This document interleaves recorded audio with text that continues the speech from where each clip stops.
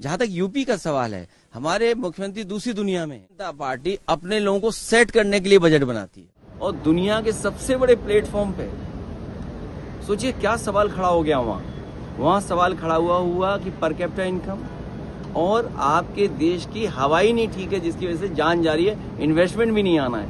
इन सवालों का जवाब सरकार के पास नहीं है। जिस सरकार से ही उम्मीद नहीं है, उसके बजट से क्या उम्मीद होगी। किसान क्या उसकी आय दोगुनी हो गई इस महंगाई में? रोजगार के तमाम दावे किए गए, क्या रोजगार मिल रहा है? 12वां पास बच्चे को क्या रोजगार मिल रहा है? क्या नौकरी मिल जा रही है? और फिर सामाजिक न्याय के नाम पर जो आप झूठ बोल रहे हैं, लगातार झूठ बोल रहे हैं। सोचिए आप दिल्ली जैसे शहर में अगर बारिश न हो तो आप सांस नहीं ले सकते। AQI और दुनिया के सबसे बड़े प्लेटफॉर्म पे सोचिए क्या सवाल खड़ा हो गया। वहां सवाल खड़ा हुआ कि पर कैपिटा इनकम और आपके देश की हवाई नहीं ठीक है, जिसकी वजह से जान जा रही है, इन्वेस्टमेंट भी नहीं आना है। इन सवालों का जवाब सरकार के पास नहीं है। जिस सरकार से ही उम्मीद नहीं है, उसके बजट से क्या उम्मीद होगी। जिस सरकार से कोई उम्मीद नहीं, उसके बजट से क्या उम्मीद होगी। और पिछले तमाम बजटों में देखने को मिला है, ये बजट 1/20 लोगों के लिए बनता है, यानी 5% लोगों के साथ। और आज सरकार को ये भी सोचना चाहिए पीछे मुड़ करके कि जो जो वादे उन्होंने किए थे अपने घोषणा पत्र में, क्या उन पे खरे उतरे हैं। स्मार्ट सिटी बनाने के बहाने जो स्मार्ट सिटी पे पैसा खर्च हुआ, और जिस इंदौर शहर को सबसे ज्यादा प्राइज मिले थे सफाई को लेकर के, सॉलिड वेस्ट मैनेजमेंट को लेकर के, और सोचिए वहां लोगों की कैसे जान चली गई। गंदा पानी पिलाया गया जिसकी वजह से जान चली गई। तो जिस सरकार से उम्मीद नहीं, उस सरकार के बजट से क्या उम्मीद होगी। और हर बार का बजट 1/20 लोगों के लिए बनता है, 5% लोगों के लिए बनता है। जो सरकार गरीबों की प्रति व्यक्ति आय ना बता पा रही हो, कह रहे हमने इतने लोगों को, गरीब लोगों को जोड़ दिया है खाने से, PDS सिस्टम से, तो क्या है पर कैपिटा इनकम। मुझे याद है कि उन्होंने ये कहा था कि उनके गांव से होकर के चंबल एक्सप्रेसवे बनेगा। तो चंबल एक्सप्रेसवे के बाद एक नाम और उन्होंने रखा जी, लेकिन आज तक नहीं दिखाई दे रहा। वो हवा में बन रहा है, जमीन पर नहीं है। और फिर अगर आपने VV राम जी नाम रख दिया है, VV जी राम जी कर दिया है, राम जी को आप कहाँ बैठा रहे हो? आखिरी रो में बैठा रहे हो। जिन राम जी को देख देख करके हम लोगों ने रामायण समझी, देखी, समझी, उन राम जी को कहाँ बैठा रहे हो आप? आखिरी बेंच पे। उन्हें बैठाना चाहिए प्रधानमंत्री जी के बगल में, तब हम मानेंगे कि ये सच्चे राम भक्त हैं। अगर हमारे टीवी वाले राम जी को आगे नहीं बैठाते हैं तो इसका मतलब ये धोखा दे रहे हैं। और फिर बजट यूपी का कम हो गया उसमें। आप बताइए 1000 ग्राम सभाएं अर्बन हो गई और दिल्ली ने अपना शेयर कम कर दिया, तो विकास कितना होगा यूपी में। दूसरा, मेट्रो बनाने की दावा कर रहे हैं, मुख्यमंत्री जी ने अपने गोरखपुर में नहीं बनाई मेट्रो, तो उन्होंने कहा कि हम प्रधानमंत्री क्षेत्र में क्यों बनने दें। और फिर जो माँ गंगा को लेकर के जो बहुत सपने दिखाए गए थे कि हम गंगा को साफ कर देंगे, आप बताइए हिंडन रिवर साफ हो गई, काली नदी साफ हो गई क्या? यमुना का हाल दिल्ली से लेकर के मथुरा, आगरा में क्या है? आपकी जो बनारस में नदी है उसका हाल क्या है? आप कह रहे नदियों से हम पानी का जहाज चलाएंगे, नदियां ही साफ नहीं आती। Thank you so much Akhilesh Yadav. ये फेस करना पड़ा कि यहाँ की हवा खराब है, जिसकी वजह से निवेश नहीं आ सकता है। ये तो भगवान की कृपा है जो पानी बरस गया, हवा चल गई, नहीं तो हम और आप लोग सांस भी नहीं ले सकते थे यहाँ पे खड़े होकर। सोचिए उससे कितना नुकसान हो रहा है, कितने लोगों की जान जा रही है, कितने लोगों को इन्फेक्शन हो रहा है। किसान क्या उसकी आय दोगुनी हो गई इस महंगाई में? रोजगार के तमाम दावे किए गए, क्या रोजगार मिल रहा है? 12वां पास बच्चे को क्या रोजगार मिल रहा है? क्या नौकरी मिल जा रही है? और फिर सामाजिक न्याय के नाम पर जो आप झूठ बोल रहे हैं, लगातार झूठ बोल रहे हैं आप, उसका जवाब क्या है सरकार के पास? ये बजट 1/20 लोगों के लिए है। 1/20 का मतलब क्या है? 1/20 का क्या मतलब अखिलेश? 5% लोगों के लिए बजट सरकार बनाती है। भारतीय जनता पार्टी अपने लोगों को सेट करने के लिए बजट बनाती है। जहां तक यूपी का सवाल है, हमारे मुख्यमंत्री दूसरी दुनिया में हैं।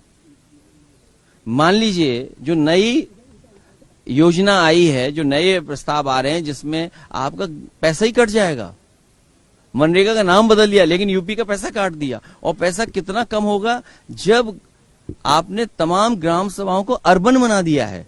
लगभग 1000 ग्राम सभाएं अर्बन हो गई हैं, उसका बजट नहीं मिलेगा आपको। फिर दिल्ली ने अपना शेयर कम कर लिया, उसका बजट कहां गया? और फिर आप कहते 1000 किलोमीटर की मेट्रो बन गई है, दुनिया में हम सबसे आगे चल रहे हैं। लेकिन उत्तर प्रदेश के मुख्यमंत्री जी ने प्रधानमंत्री जी के क्षेत्र में मेट्रो नहीं बनने दी। अपने लोकसभा में तो, अपने गृह जनपद में तो बनाई नहीं मेट्रो, जिसका उन्होंने सबसे पहले घोषणा की थी। तो मेट्रो नहीं बना पा रहे। और फिर अटल जी का नाम लेते हैं। ये अटल जी के गांव में कौन सा विकास करा दिया इन्होंने? और अटल जी के नाम पर एक सड़क बननी थी, एक्सप्रेसवे बनना था, जो उनके गांव से जुड़ करके सीधा मध्य प्रदेश और राजस्थान को जोड़ता था। वो एक्सप्रेसवे कहां है? लगता है हवा में बनाया है, कागज में बनाया है, घोषणा में बनाया है। ये स्पेस की कम, सपनों की बातें ज्यादा करते हैं। रिफॉर्म बजट कहा जा रहा है, जो यूनियन बजट होगा अपनी नाकामी छिपाने के लिए ये डिफॉर्म बजट है। ये रिफॉर्म बजट नहीं है, डिफॉर्म बजट है। अपनी नाकामी छिपाने के लिए ये शब्द नए नए लाते हैं बीजेपी के लोग। तो लोहे पर पीतल चढ़ा करके जेवर बनाने पड़ेंगे। और ये बजट गरीब के समझ के बाहर है। जो बुनियादी चीजें हैं, शिक्षा, स्वास्थ्य, आप सोचिए उत्तर प्रदेश का हाल आपने सुना होगा, देखा होगा। पोस्टमार्टम होना है किसका, और पोस्टमार्टम के लिए ले किसको जा रहे हैं? ओटी में जाना किसको था, ले किसको जा रहे हैं? ये तो स्वास्थ्य व्यवस्था का हाल है। और शिक्षा का हालत ये है कि बिना शिक्षा के हम विकसित भारत कैसे बनाएंगे? विकसित भारत का सपना अगर देखना है तो शिक्षा क्षेत्र में हमें ज्यादा से ज्यादा बजट देना पड़ेगा।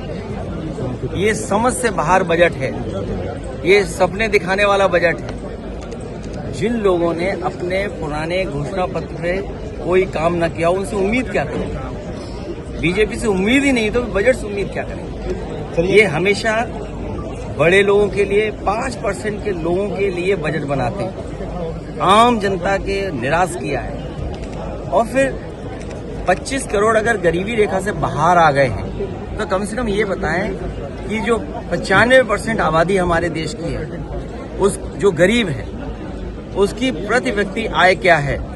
क्या सरकार ये बताएगी प्रति व्यक्ति आय क्या है?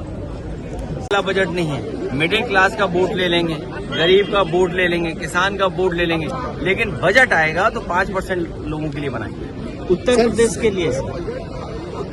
लिए प्रधानमंत्री मिल गए हैं, मुख्यमंत्री हैं, तो क्या जरूरत है और चीज?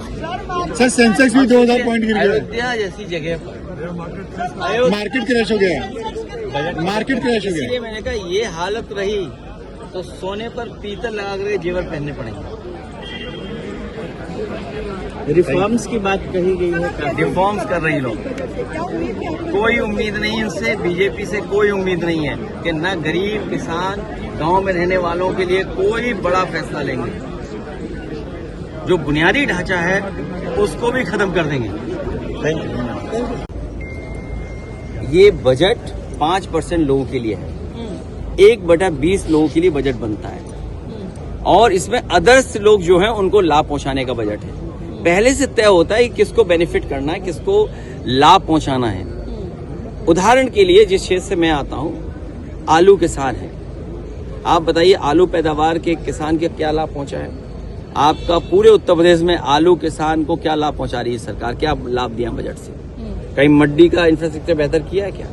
आप कहते हैं दूध का उत्पादन में नंबर 1 है, काऊ मिल्क प्लांट बंद कर दिया। यूपी का पहला काऊ मिल्क प्लांट जो देश के प्रधानमंत्री ने उद्घाटन किया था वही बंद हो गया। आप कहते हैं मेट्रो सब जगह बन जाएगी, इंफ्रास्ट्रक्चर हम बेहतर कर रहे हैं। आप बताइए क्या मुख्यमंत्री के क्षेत्र में मेट्रो बन गई जिन्होंने अपनी घोषणा की थी? क्या प्रधानमंत्री जी के क्षेत्र में मेट्रो बन गई जो प्रधानमंत्री के क्षेत्र में मेट्रो नहीं बनने दे रहे मुख्यमंत्री? सोचिए ये हालत है। यूथ ड्रिवन बता रही हैं निर्मला सीतारमण, स्किल डेवलपमेंट को लेकर के काफी सारी चीजें। जिन लोगों ने 2014 में वोट दिया था इन्हें, वो उम्र इतनी हो गई, बूढ़े होकर के अब इंतजार कर रहे हैं उन्हें पेंशन कब मिलेगी। अब ये यूथ का नया देंगे, इनको भी बूढ़ा कर देंगे। वाराणसी में शिपिंग मैन्युफैक्चरिंग को लेकर इससे पहले पानी का जहाज फंस चुका है, पानी के जहाज में शराब लोगों ने देखी है। तो आप क्या बनाना चाहते हो, क्या देना चाहते हो? कितने नंबर देंगे अखिलेश यादव जी को? मुझे कोई नंबर देना नहीं है, किसी किसान से पूछो, वो नंबर देगा। चलिए मैनेजमेंट में बताइए, गंदे पानी से लोगों की जान चली गई। ये आपका स्मार्ट सिटी है। आपके जो खांसी की दवा है उसमें मुनाफा कमा रहे हैं लोग, लोगों की जान चली गई। ये विकसित भारत है आपका। आप ऑपरेशन थिएटर में जिंदा आदमी को ले जाओगे, ये आपका विकसित भारत है। ऑपरेशन थिएटर से मरीज भाग रहा है, ये ऑपरेशन आपका विकसित भारत है। आपने कहा कि आप पीतल पे क्या चढ़ाना पड़ेगा? ये वक्त आ गया है कि लोहे पर पीतल चढ़ा करके जेवर बनवाना पड़ेगा अखिलेश यादव के कॉरिडोर बनाने के नाम पर। लेकिन उसकी उपलब्धि क्या है? वहां कितना काम शुरू हो गया बुंदेलखंड में?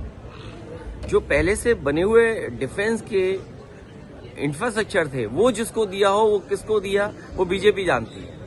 और बीजेपी के बहुत सारे अदृश्य मित्र हैं जिनको बहुत सारा लाभ मिलता है। ये बजट उन अदृश्य लोगों के लिए ज्यादा बना था। 5% लोगों के लिए बजट था।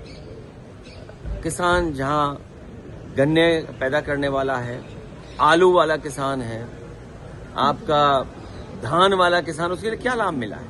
क्या एमएसपी तय हो गई? हॉर्टिकल्चर क्रॉप्स पे कितने पे एमएसपी तय कर दी सरकार ने? बहुत से लोगों की ये मांग रही है कि मिल्क पे भी एमएसपी तय हो।